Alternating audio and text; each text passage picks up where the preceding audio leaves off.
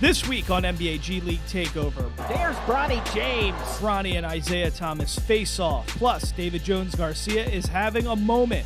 More on the Mexico City Capitanes stud. And later, he recently dropped 34 points and grabbed a monster 25 rebounds in one game. We revealed the G League's Player of the Week. All that and more coming up on NBA G League Takeover.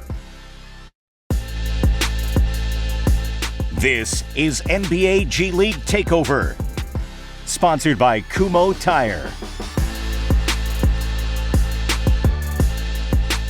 Hello and welcome to NBA G League Takeover. I'm Mike Davis. If you love basketball and the NBA, well then you're in the right place. This is the show that explores all the news you need to know about the G League and beyond. This week, we're revealing the G Player of the Week, plus two G League studs who are making noise in the association. CJ Watson and I will take a closer look at that. But first, Bronny James takes on Isaiah Thomas. Let's bring in G League insider Gianna Hearn and 10-year NBA vet CJ Watson. So guys, a battle of young and old in the G League, a 36-year-old and a 20-year-old to be exact. The Salt Lake City Stars took down the South Bay Lakers at home. Now the Stars were led by IT, who scored a game-high 29 points and added 8 assists. But Bronny traded buckets with the vet, recording his 7th regular season performance in double figures with 16 points. So he also had a season-high 8 assists. He's doing a lot of good stuff. So the South Bay Lakers are currently out of playoff contention, but the Salt Lake City Stars are looking good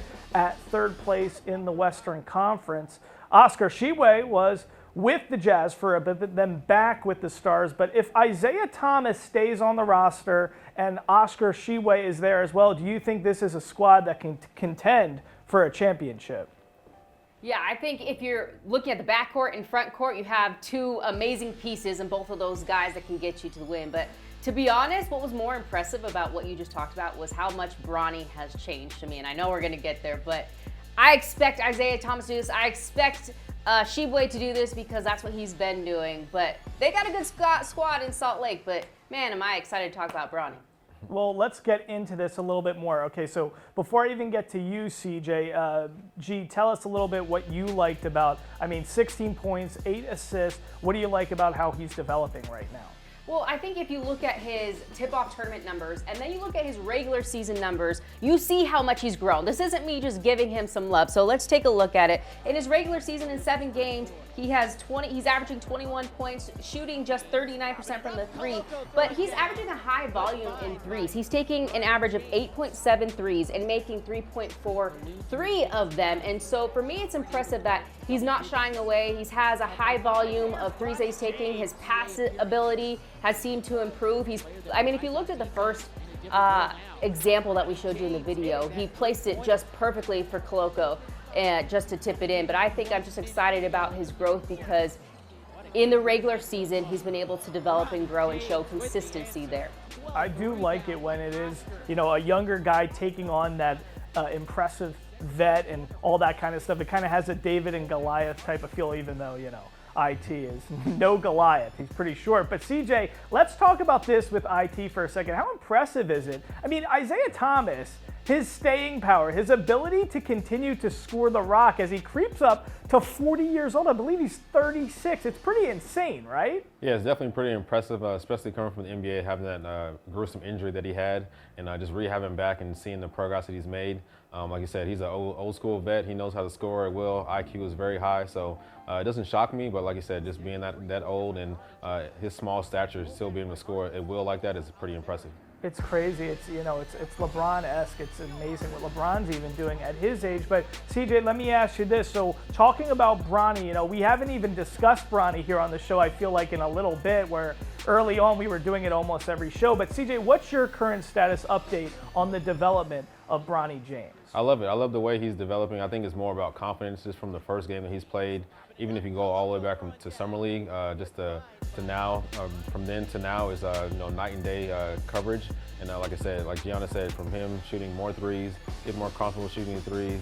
He's running the point guard position a lot better, passing, facilitating. I think that's the brightest thing for me. Yeah, and I think it's just the eye test. He just looks so much more comfortable out on the floor, so it's a good thing to see. Okay, so now let's talk a little bit about a guy named David Jones. And I'm not talking about David Bowie. Yes, that's actually David Bowie's real name, by the way, but we're talking about the other David Jones Garcia, who's making noise with the Mexico City Capitanes. The 6'6" small forward was on fire in a high-scoring affair against the Rip City Remix. David Jones Garcia scored a career-high 41 points along with 6 assists, 5 boards, and 3 steals. So, G, you know David pretty well. Obviously, you're very connected and calling a lot of the Mexico City Capitanes games. So tell us a little bit about David Jones Garcia and the role he's playing with the squad this season.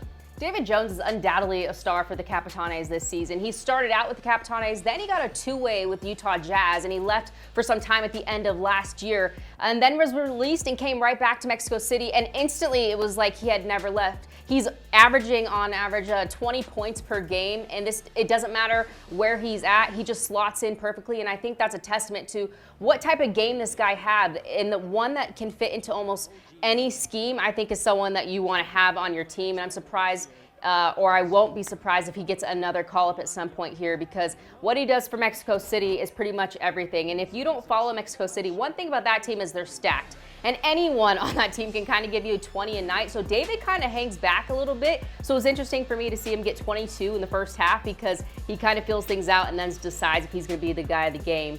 And obviously in this 41-point high game, he decided to do it quite early on. But David Jones, he's been a hot streak from the beginning of the season and has not stopped. So definitely want to make sure we point him out, because he's one of my favorites. Yeah, I certainly like that he's on this hot streak. But the other thing that I really noticed in looking at his career statistics is that he's literally averaged at least 20 points a game for each of his 3 seasons in the G League, something I love to see. So CJ, what does that tell you, that he's at least dropping 20 points per game each of the 3 years he's been in the league? But what does it kind of tell you and inform you about maybe his ceiling and what he can do maybe at the next level? It just tells me he's a certified bucket. Anytime you can get 20 points, I don't care what league it's at, for 3 years straight, just let you know you can get a bucket whenever your team needs it. And I think he's a great guard. He's physical. He can score from all 3 levels. Super athletic. So I think his ceiling in the NBA could be pretty high, but I definitely think he has to be off the ball where he can facilitate and score, and that's what he does best. Okay, so guys, from the hot play of David Jones Garcia to the hot stuff the Maine Celtics are serving up. Get this, guys. The Maine Celtics went 7-1 in the month of February. Impressive stuff there. We've been talking about J.D. Davison all year long on this show. J.D. is officially the G's Player of the Month, averaging 26.5 points per game, 3rd highest in the league right now. But that's not all. He's also sitting at 4th in the league with 8.3 assists per game. So he's doing a lot of great stuff. We know JD is a contender for MVP. G's been talking about that all season long. But we also have to celebrate his coach too, Tyler Lashbrook, leading the charge. Now Lashbrook was named the G's Coach of the Month thanks to that 7-1 record. So G, the Maine Celtics, they sit at 3rd right now in the Eastern Conference. I know you like JD for MVP, but what do you think about the team as a whole?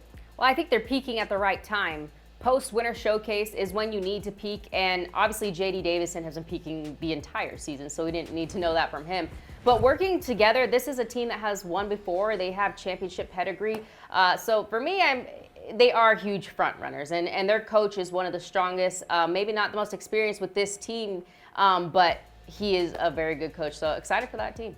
They have good chances. All right. Okay. So now from a player and a coach of the month to the player of the week, the honor goes to Armando Bacot with the Memphis Hustle. Get this, guys. The other night, Armando had himself a game. 34 points and 25 rebounds. Let me say that twice. 25 boards. He was unstoppable, setting a franchise single-game record for rebounds and, of course, a career high. It was also his second 30-point game of the season. So, CJ, I mean, what a stat line. First, I want to ask you, have you ever grabbed 25 boards in a game ever? No, not even on PlayStation. Okay, so that is one of the best rebounding performances I've ever seen. What does that tell you when somebody's rebounding the rock like that? You're getting to Dennis Rodman, Charles Barkley kind of territory. Oh, yeah, for sure. He just tells you that he has a knack for the ball. I don't understand how this guy was not drafted. I don't know This is a big game, a beastly of a game, and whatever he ate that day, I think he should continue to eat it every game, pre-game meal. I agree. Not even on PlayStation for me either, CJ. Guys, coming up next, we're continuing the Armando Bacot conversation as we get a closer look at his game and a little bit what he did in college as well. We're going to be talking about that next.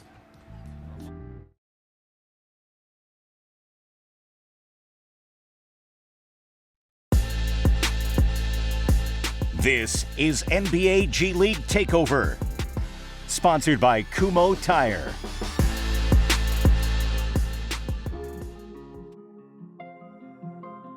Our family is like super proud of him, like we wouldn't have ever thought. Like literally, we did not see all of this based off of like 8-year-old, 7-year-old Armando.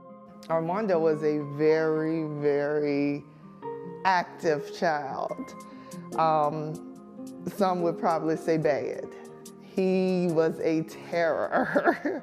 I would get calls every day about lunchtime that I needed to come and pick him up because they could no longer deal or function. He had to even go to, what was the little school you had to go to? It was like a little alternative school, right? Yeah, for kids who just couldn't control themselves. So sports came into play.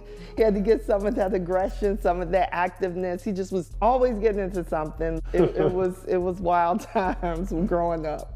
When I started playing like AAU, I just had more stuff to do, and I just was like entertained, I guess, with basketball. And I wanted to play, like I didn't want to get in trouble and not be able to play. So then that's really when I just started just being, I guess, a regular kid. It was just like a quick switch. I got good probably like around my freshman year in high school. I won state championship my sophomore year. Then my senior year, transferred to IMG Academy, won a national championship. Then I went and won a gold medal. Then I go to my freshman year at UNC, and we have like the worst year ever in UNC history, so that was a crazy transition for me. Then we go to my junior year, Coach Davis becomes a coach. We go to the national championship, we lose, but great year. Then that's when NIL gets introduced. I go being Outer Banks, which was really cool too. Then going into last year, we lost to Alabama in the Sweet 16, and I maybe took like a week off, and then I just got straight to work. I haven't got a break since, really. I mean, I think just through my hard work, just through the pre-draft process, it really helped me out, like going into summer league, and then finally getting that moment of playing in the NBA is one of the craziest things ever, because it's what you dream of as a kid, and when you actually get out there, it's like, wow. It's been surreal, honestly. I really, and I have people ask me the same thing. I don't know what I'm supposed to feel like, to be honest. Blessed for sure. Overall, thankful. And again, from where he came from and seeing that process of him, not only character-wise, but as well as basketball-wise, growing and improving and doing the things the right way. More than anything is what I'm proud of. I'm proud of the man that he is. The accolades, they'll be there forever, which is super amazing, super blessed. But I'm in the moment. I'm ready for the next moment.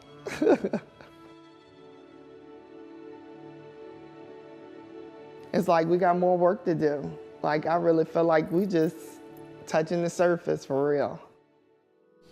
All right, great stuff there from the break. To watch full episodes, you can go to gleague.nba.com or visit the NBA G League YouTube page. But back to Bacot for a second. So the 6'11" stud that we just learned all about from UNC actually holds a couple Tar Heels records, okay? So he holds the record for double-doubles and career rebounds. So this is nothing new for Bacot. He's only 24 years old. Do you see him staying in the G League for long? Well, for his sake, I hope not, because he's too good. Now, he just may be more of a traditional big, and that's why people maybe can't see him being in the NBA now. But I definitely think that he won't be there long. And after he sat down with Shaquille O'Neal and had a conversation, and Shaq told him, you need to stop playing nice. He tweeted after his 34-point performance the other night and a retweet of his performance and said, pissed me off.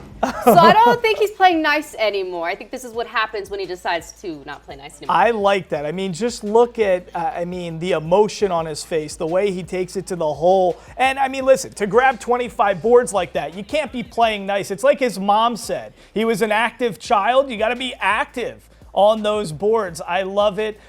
This is what the G League's supposed to do. This is a guy, look at that pedigree he had playing in, for Team USA, IMG Academy, a state championship in high school and a national championship with IMG. This is a guy you would think should be in the NBA, but now he's getting his name, his recognition in the G, and maybe soon he'll be up in the NBA.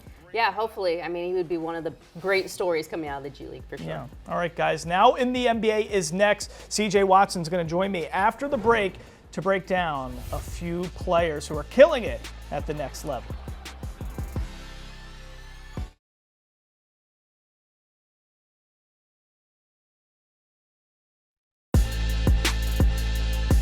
This is NBA G League Takeover, sponsored by Kumho Tire. Welcome back to NBA G League Takeover. So take a look at these numbers. These are the number of NBA call-ups, two-way contract conversions to standard NBA deals, and second signed 10-day contracts for G Leaguers just in the month of March. So as of March 3rd, 9 NBA call-ups, 7 two-way contract conversions, and 2 second 10-day contracts signed for Lamar Stevens and Kevin Knox. So some great stuff there for the G. CJ Watson with me now. CJ, it's great to have you here because you're not just talking about it, you live this stuff. So tell us a little bit about your experience with the 10-day deal stuff. Yeah, so it's like I said, it's pretty stressful. You got to be playing either perfect or playing well enough to get that second 10-day. Obviously, the first 10 days is a goal, but the second one's even harder. And then once you get that third one, you're extended for the whole season. So it's definitely, for 20 days, you're not getting a lot of sleep, but you're trying to play your best basketball, trying to not be late to the bus, not be late to the plane. You don't want any mishaps to happen. So you got to be perfect for about 20 to 30 days. It sounds so stressful to me. I would be my stomach would be in knots 24/7. So you're saying like you're just under that pressure. Once you get through those 10 days, you're in heaven. You're like in limbo for a little bit. Is it better to be under that stress? Do you embrace the stress, or do you try to cool and calm yourself down so you can play your best ball? What's best for you? I mean, I think you embrace it. I mean, you're here for a reason. Your goal is to get to the NBA, to sign those 2 10-day contracts.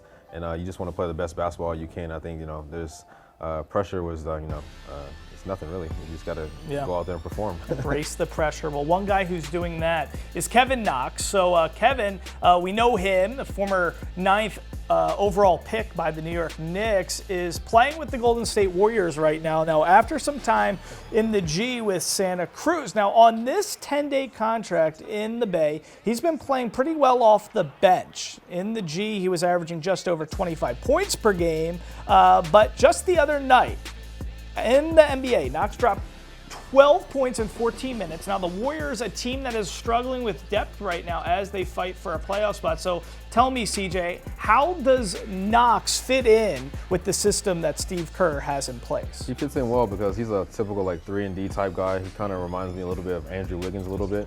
Probably can't create a shot as well as Andrew, but the size is there.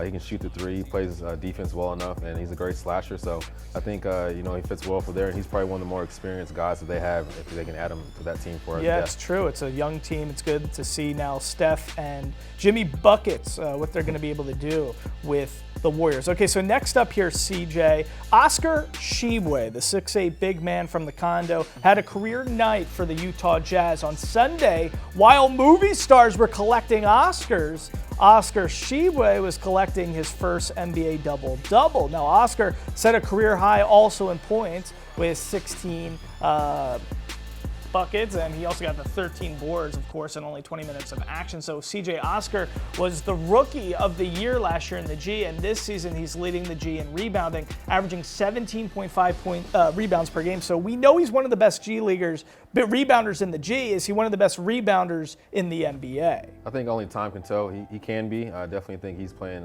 great. Obviously, he had to guard Zion this game too, so on both ends of the court, he was playing hard. So I think we're going to see a lot more of him coming down the stretch these last month or whatever. in the season, especially with the Jazz not being in playoff contention. So yeah, we'll probably get a lot more playing time and see if he can live up to that hype. It's going to be interesting. They're looking for Cooper Flagg there in Utah, so he might be with Salt Lake City Stars and playing with IT, competing for that chip in the G. Guys, after a short break, Gianna Hearn is giving out her award for G of the Week. Stick around.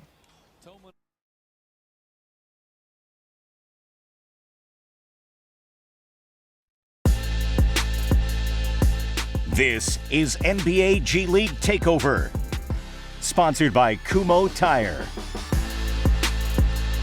Welcome back to NBA G League Takeover. So it's about that time. Gianna Hearn, who is getting the honor of G of the Week this time?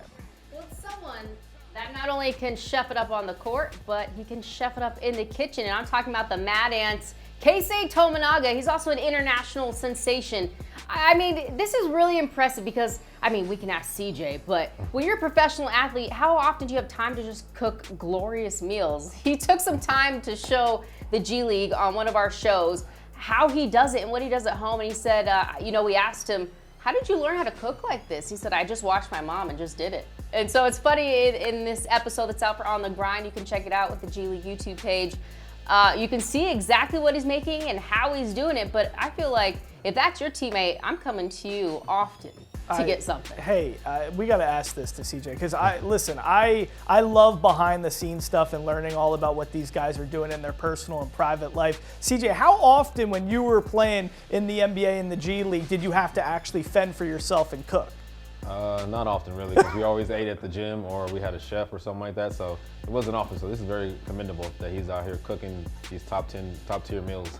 I mean, it looks like it's a passion. Now, one other thing I want to say.